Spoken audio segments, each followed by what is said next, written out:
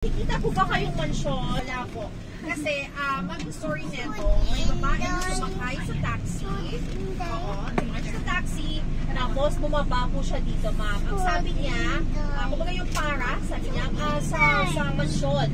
Tapos, nagtaka ang driver, bakit? Wala naman ako nakikitang mansyon. Sabi niya gano'n. So, siguro only the gifted ones. No, yung nakakakita. It's a myth. No, pero, yun, na-feature siya sa PMGS.